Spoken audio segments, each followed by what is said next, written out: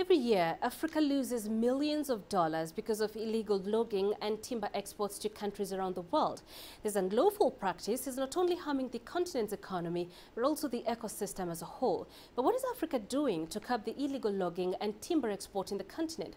CCTV's Girum Chala has this report. Logging is a blessing and a curse for Africa at the same time.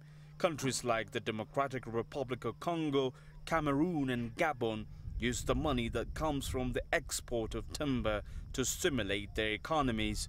But it is environmentally degrading and financially hurting the continent as illegal logging is expanding. Systematic abuse of small, poorly regulated logging permits in Africa by companies, forest officials and politicians is undermining the efforts to fight deforestation and keep illegal timber out of the European Union.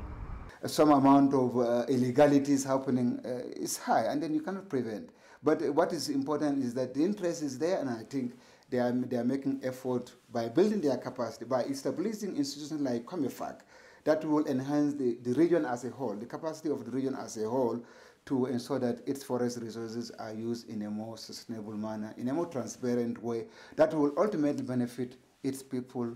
The new report by Global Witness, Logging in the Shadows, identifies a largely hidden pattern of abuse across Cameroon, the DR Congo, Ghana and Liberia. These permits are designed to promote small businesses and meet local needs. These shadow permits open the door to highly lucrative, large-scale logging operations which were passed by the authorities. So yes, the policies are there to promote good governance and also to ensure that wood coming from the region is originating from legal sources. Despite the fact that there are challenges in many of the countries in terms of institutional capacity. Despite the efforts by African states and regional organizations to curb the dangers of illegal logging and export, little has been achieved so far. Institutions like the African Union need to work more towards defeating the war against the abusers of nature.